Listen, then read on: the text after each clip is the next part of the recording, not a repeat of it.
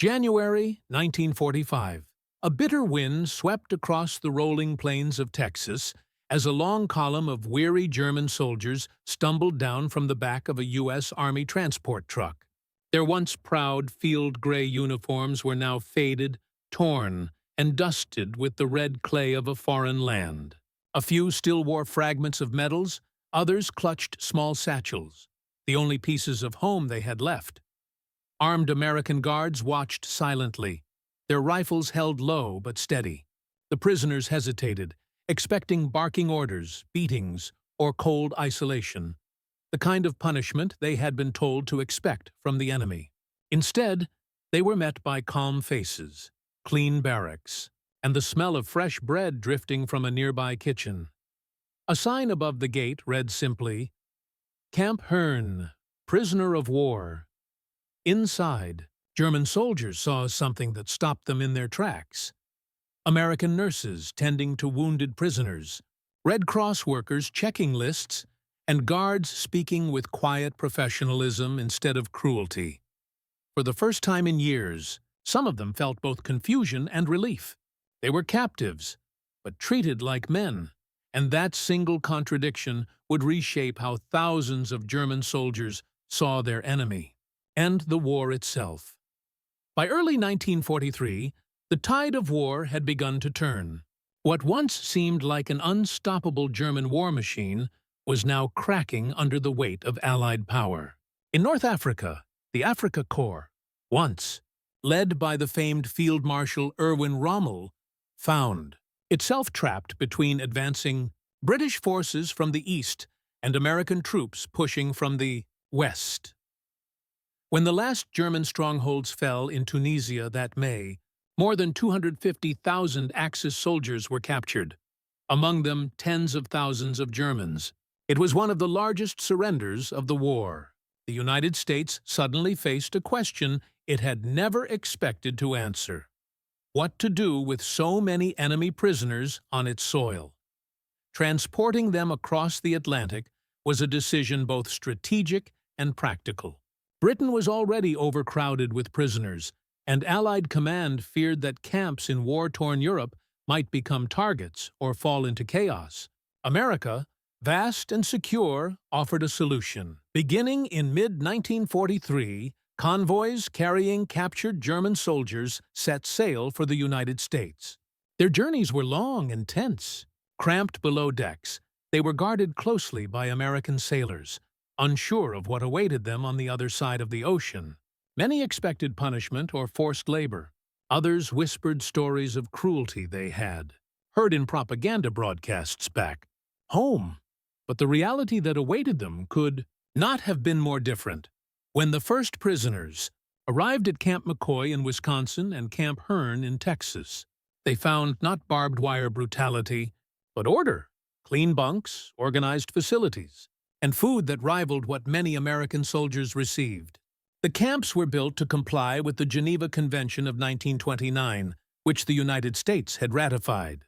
Under those rules, prisoners of war were to be housed, clothed, and fed on par with the soldiers of the detaining army.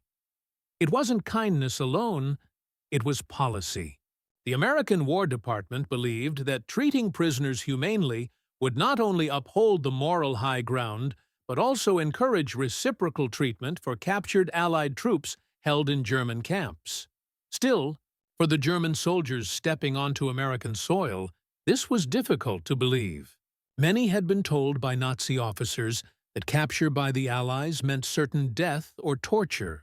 Instead, they were issued new uniforms marked PW, given access to medical care, and allowed correspondence with their families through the International Red Cross. By late 1944, the United States was operating over 400 prisoner-of-war camps across the country, housing more than 425,000 German POWs.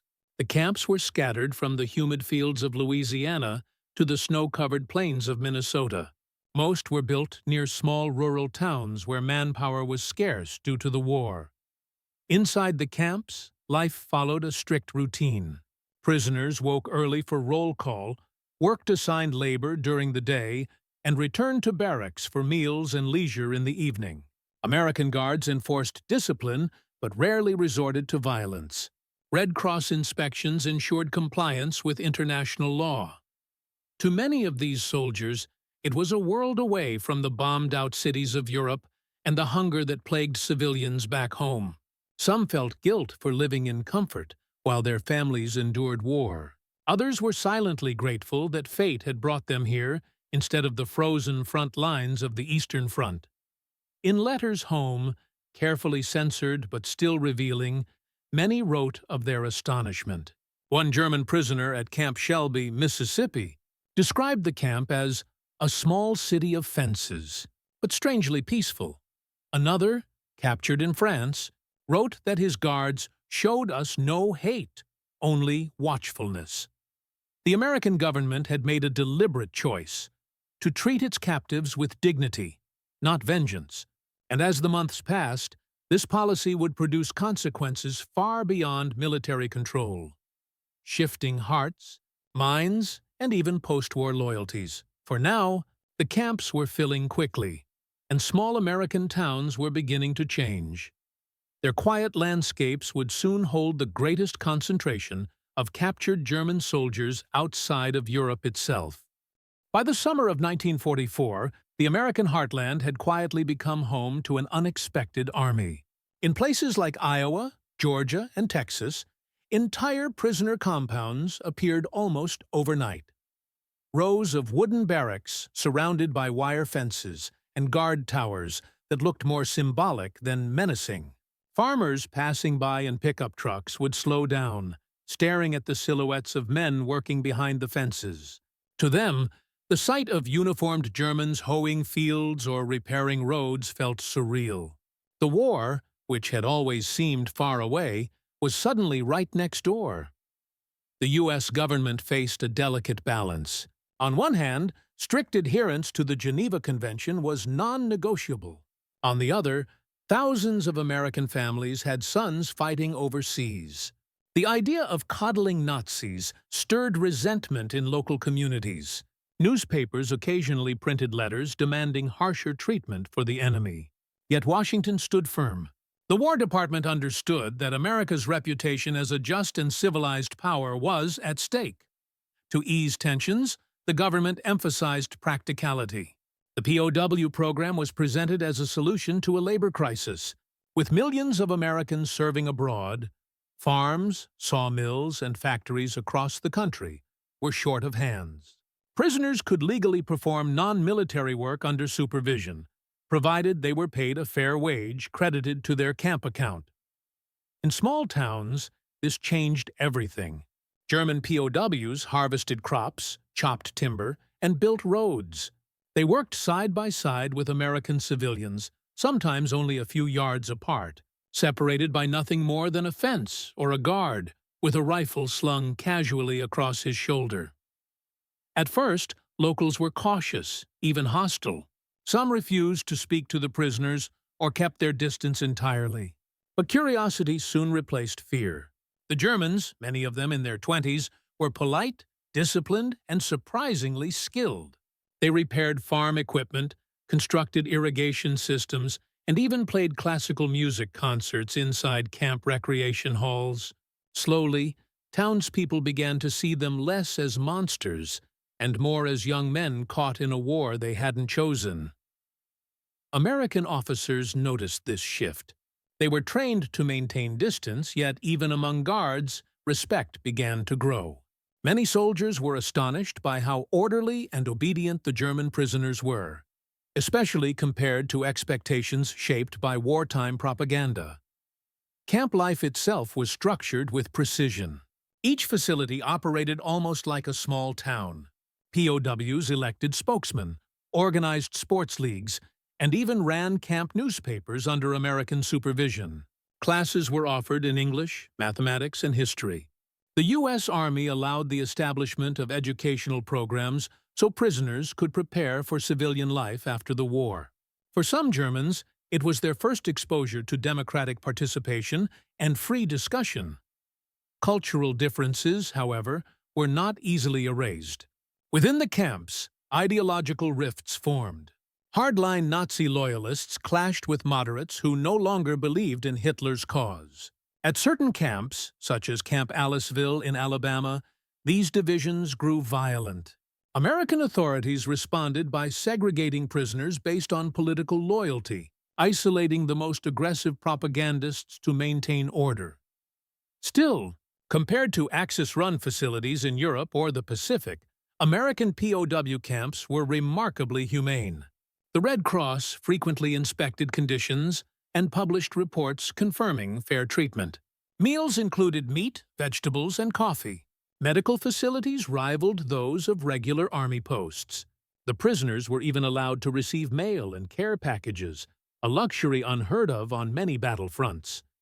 For the American public, these details were largely unknown. Camp activities were kept discreet, partly to prevent controversy.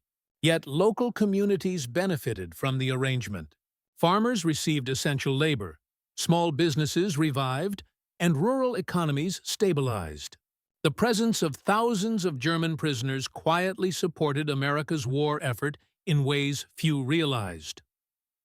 By late 1945, when the war in Europe finally ended, more than 425,000 German POWs were held across 46 states. From the frozen edges of Montana to the humid fields of Louisiana, they lived behind barbed wire but under a flag that treated them with measured fairness. And for many of those men, especially those indoctrinated by years of Nazi propaganda, the experience was disorienting. They had been taught that America was a land of corruption and racial chaos, ruled by violent capitalists.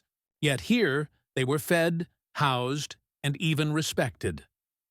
As the seasons turned and news from Europe filtered through, the prisoners began to question what they had believed. Inside the quiet of the camps, conversations changed. The talk of military glory faded. In its place came something else: reflection, doubt, and a reluctant respect for the enemy that had defeated them with both strength and restraint. The transformation was only beginning.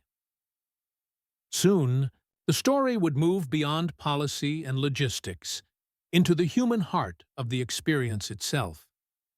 The human angle, for the men who had marched across Europe under the iron banners of the Third Reich, capture was supposed to mean humiliation or death.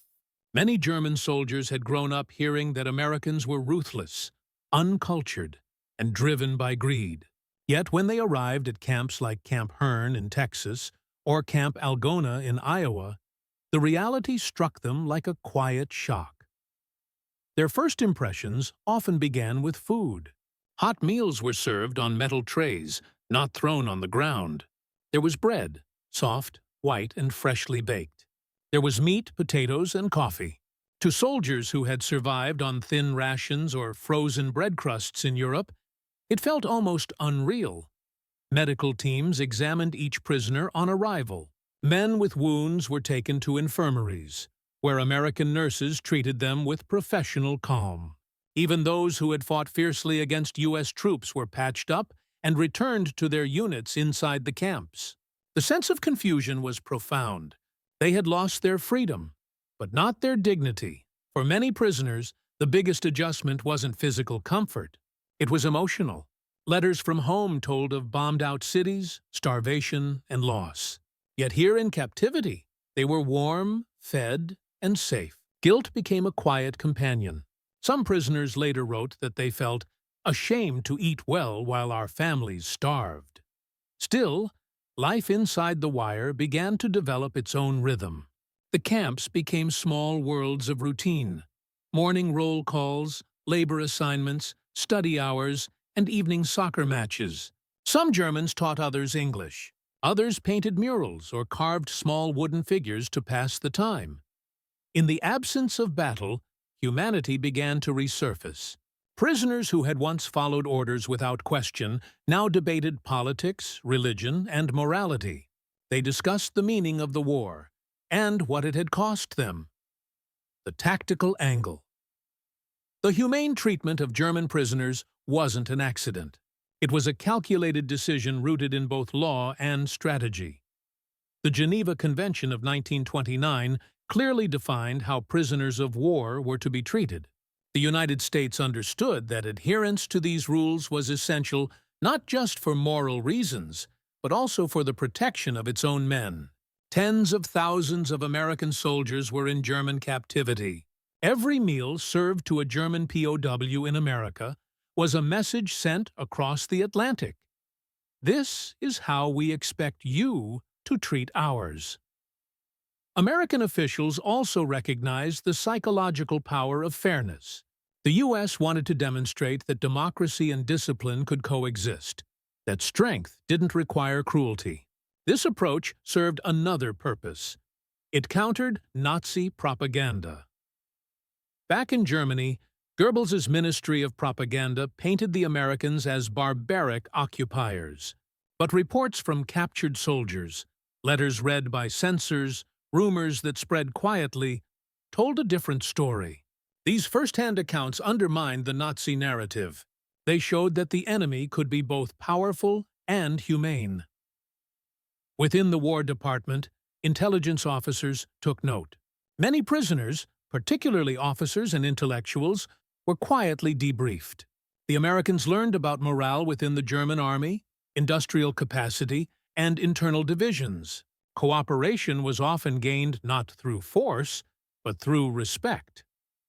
Some camps even ran re-education programs, introducing prisoners to democratic ideas and literature banned under Nazi rule. Not all accepted it. Some resisted fiercely. But others began to see the contrast between what they had been told and what they were experiencing firsthand. The U.S. Army also had a practical incentive for maintaining order. A well-treated prisoner was a compliant one. There were escape attempts, yes, but far fewer than expected. Guards noticed that many Germans didn't even want to flee. They preferred the structure and safety of the camps over the uncertainty of hiding in a foreign land. In this sense, the system was remarkably efficient. It required fewer guards, fewer punishments, and less violence. It showed that discipline could be maintained without brutality, a lesson that contrasted sharply with the totalitarian methods the prisoners had known. The tactical decision to uphold the Geneva Convention, therefore, became more than a legal obligation. It became a quiet weapon of influence, a demonstration of what America believed it was fighting for. For the prisoners, this realization came slowly. Some ignored it, clinging to loyalty and pride, but others began to question what kind of power could win a war without hatred. And as those questions deepened, the transformation inside the camps became not just political or tactical, but moral. The moral angle as weeks turned into months. Something subtle began to happen inside the wire. The ideological armor that many German soldiers had carried began to crack. They had arrived as believers, convinced that their homeland's cause was righteous and that their enemies were corrupt. Yet day after day, they witnessed the opposite. The Americans fed them well, allowed them to read, provided medical care, and even respected their religious practices. Chaplains visited regularly, and Sunday services were permitted inside camp chapels. For soldiers raised under a regime that preached racial hierarchy and conquest, this kind of fairness was disorienting. Many German POWs started to question the moral foundation of the war itself. Was this really the enemy they had been told to despise? Some began quietly admitting that they preferred the discipline and decency of their captors to the fanatical control of the Nazi Party. Others could not bear the thought. Inside every camp, ideological lines hardened between loyal Nazis who still saluted Hitler during roll call and moderates who wanted no part of the collapsing Reich. At Camp Aliceville in Alabama and Camp Tonkawa in Oklahoma, these divisions sometimes turned violent. Hardliners intimidated fellow prisoners who showed sympathy toward the Americans. A few even committed murder against those they labeled traitors. When such incidents occurred, American officers responded decisively, isolating Nazi leaders and transferring them to high-security compounds. Yet even through these tensions, the moral contrast between the two worlds was undeniable. The guards treated all prisoners the same. regardless of rank or political loyalty. And that quiet consistency did something no leaflet or lecture could achieve. It showed what equality looked like in practice. By 1945, Red Cross inspectors noted that a growing number of German POWs expressed respect, even admiration, for American order and fairness. They had expected to see vengeance. Instead, they found discipline guided by principle. The civilian angle outside the fences, another transformation was taking place. In small American towns, contact between locals and the German prisoners became unavoidable and often unexpectedly human. Farmers who had lost their sons to the war initially viewed the POWs with resentment, but as the labor shortages deepened, they accepted them as workers. Under guard supervision, groups of Germans picked cotton, harvested corn, and cut timber. Conversations began with simple gestures, shared tools, a nod, or a few words of broken English.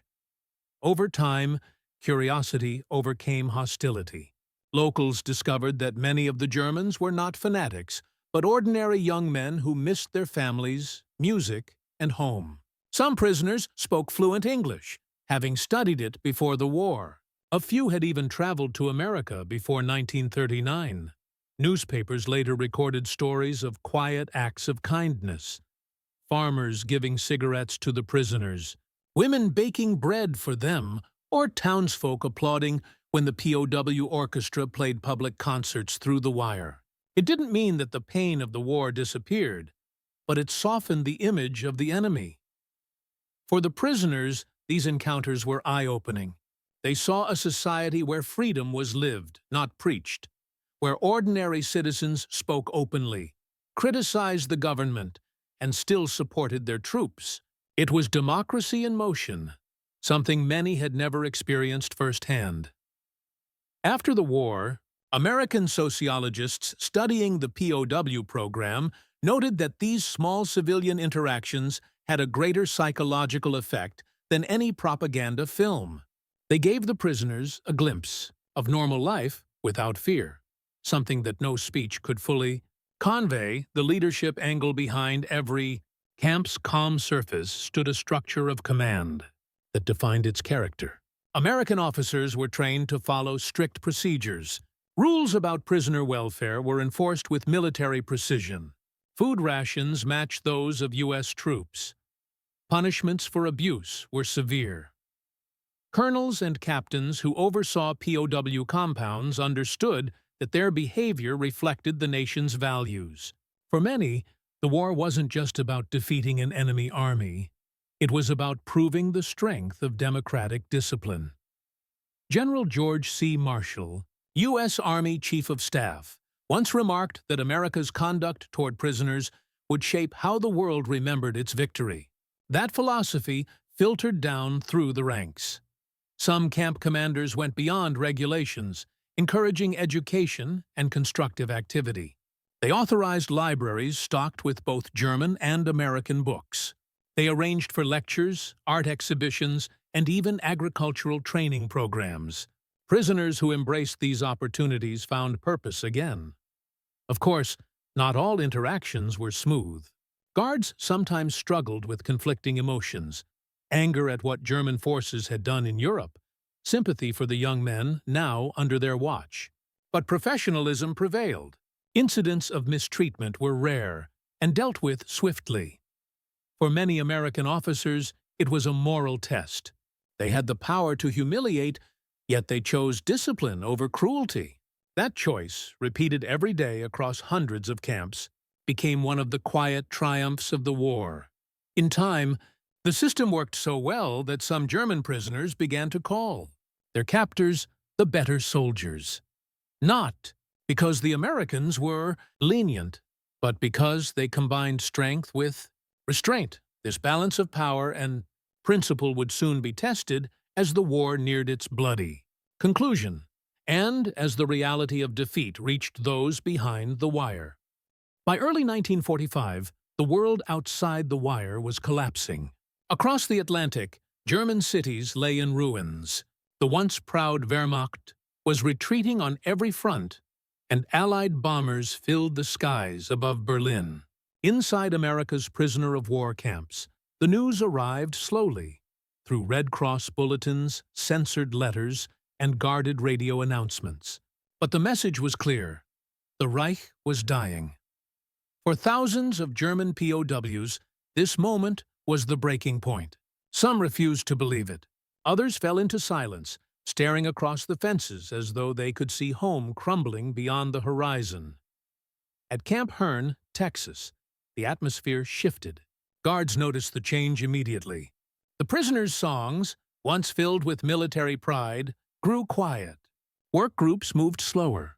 In the evenings, small knots of men gathered around radios, listening to the BBC's German-language broadcasts, waiting for news they already feared. But amid the despair came something unexpected, a human awakening. With the war's end approaching, American authorities began loosening certain restrictions. Security remained strict, but trust began to grow. POWs who had proven disciplined were allowed to attend church services in nearby towns or perform supervised labor outside the wire. They worked on farms, helped build irrigation systems, even repaired school buildings. For many, these were their first encounters with ordinary American life beyond the fence. The experiences left deep impressions. One former prisoner, Carl Schmidt, later recalled his shock when a local farmer handed him a cold bottle of Coca-Cola after a day of picking cotton under the Texas sun. "I did not know what to do," he wrote. "I was his enemy." Yet he smiled and said, "Drink." Stories like this spread quickly within the camps. Men who had once imagined America as brutal and chaotic now described it as strangely kind. Some began collecting English words, eager to understand the people around them. Others painted or wrote poetry about the wide fields and open skies. At Camp Algona in Iowa, the prisoners built a miniature nativity scene from plaster and wood during Christmas 1944. It was detailed and beautiful, complete with handmade figurines and painted scenery. When the townspeople heard about it, they were astonished. The camp commandant allowed the display to be shown publicly. Hundreds of Americans came to see it, many leaving in tears. For the German prisoners, that small act of creation, shared freely with their former enemies, became a symbol of reconciliation long before the war was even over. Yet even as understanding deepened, tension never vanished completely. In some camps, fanatical Nazi prisoners grew desperate to maintain control. They spread rumors that Germany's secret weapons would turn the tide, that Hitler was alive, that surrender was a lie. When other prisoners began to express admiration for the Americans or to question Nazi propaganda, they were branded traitors. American officers watched these conflicts carefully. They separated loyalists from moderates, establishing segregation camps to isolate the most dangerous agitators. At Camp Tonkawa, Oklahoma, a violent outburst in late 1943 had already proven how quickly ideology could turn deadly, when Nazi hardliners murdered a fellow prisoner accused of collaboration. That incident remained a warning for every camp commander in the years that followed. By 1945, however, the ideological grip had weakened. Defeat was undeniable, and the illusions of Nazi superiority dissolved day by day. As the Americans continued to uphold the Geneva rules, feeding, clothing, and protecting the prisoners, many Germans began to see their captors in a new light. Some wrote reflections in camp journals, quietly comparing Hitler's regime to what they witnessed in captivity. They noted how the guards treated African-American workers or fellow soldiers with respect, challenging the racial hatred they had been taught. They observed that discipline here came not from fear, but from fairness. The turning point wasn't marked by a single event. It was gradual, human, and deeply personal. When the news of Hitler's suicide reached the camps at the end of April 1945, silence fell like a curtain. The prisoners gathered in stunned groups. A few loyalists wept openly, Others simply stared at the ground. The guards, unsure what to say, kept their distance. That night, the camp loudspeakers played soft music instead of announcements. For the first time, there was no flag left for the Germans to salute. And in that silence, something shifted completely. The men who had once believed they were fighting for the world's greatest nation now realized they were standing in the land that had defeated them. Not only in war, but in spirit. By the end of 1945, the transformation of German prisoners into productive workers and eventual repatriates was one of the quiet triumphs of post-war recovery. Nearly 380,000 POWs remained in the United States, working in agriculture, lumber, and road maintenance, while another 1.2 million were held across Britain and France. Their labor filled gaps left by soldiers who hadn't yet returned home, a strange symmetry in which yesterday's enemies kept the victors' economies alive. American reports documented remarkable behavioral changes. In dozens of camp evaluations, guards noted that German captives became disciplined, polite, and industrious. Camp psychologists, working under the U.S. Army's Re-Education Division, found that even among former Nazi officers, attitudes softened when faced with the consistent fairness of American rules. Many prisoners confessed privately that they had never before been treated as individuals with rights and dignity. When repatriation began in late 1946, many Germans were reluctant to leave. Some applied for special permission to remain and work in America. Others wrote heartfelt letters of gratitude to camp officers who had once guarded them. A few, later in life, even returned as immigrants, bringing families to the same country where they had once been prisoners. In Europe, the experience created ripples through post-war politics. Thousands of former POWs, now back in ruined towns and bombed cities, became quiet advocates for democracy and reconciliation. Their memories of clean bunks, fair wages, and the absence of brutality contrasted sharply with Soviet camps, where hunger, cold, and forced labor often led to death. It became clear that the treatment of German POWs had not only met moral standards, it had planted seeds for the West German transformation that followed. For the Americans, this episode also carried lessons. It revealed that compassion, when extended even to defeated enemies, could achieve what punishment rarely could: reform through humanity. U.S. military historians later described the POW program as a moral victory within a military one. It showed that the true strength of democracy wasn't only in its weapons, but in its conduct after victory. By 1948, nearly all German prisoners had been returned home. Their camps were dismantled, barbed wire rolled away, and the fields they had once tended were tilled by American farmers again. Yet, for those who had witnessed it, both captors and captives, the memory endured. A strange bond had formed amid war's aftermath, rooted not in conquest, but in shared labor, decency, and the faint hope that nations could learn to heal without hatred. The war had ended, but inside those quiet American camps, something had begun. A lesson that the victor's true test comes not in battle, but in mercy. In the story of World War II, much is told of destruction, of tanks, bombs, and empires collapsing. Yet within the silence of America's prisoner of war camps lay a quieter truth about what victory can mean. The German prisoners who arrived expecting cruelty instead encountered fairness. They had been prepared for humiliation. Instead, they were shown restraint. This contrast between expectation and reality became more than an act of mercy. It was a reflection of what the Allies claimed to fight for.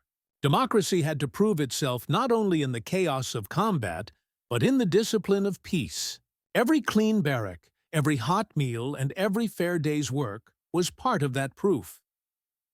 Many historians now see these camps as a small but profound moral victory.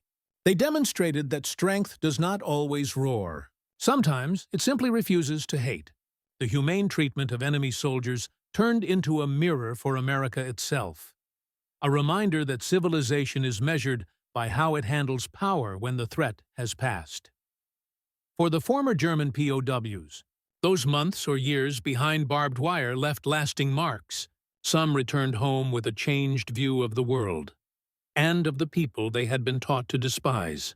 Their stories later contributed to Germany's slow rebuilding of trust with the West and to the idea that reconciliation was possible after even the darkest wars. Today, their accounts remain part of a larger human lesson, that dignity offered to the defeated can shape the peace that follows. In the end, the most surprising thing those German prisoners saw inside American camps was not the comfort, the food, or the work, but the simple fact that even in victory, their captors chose humanity over vengeance. It was not the battlefield, but the barbed wire of mercy that defined the real measure of civilization.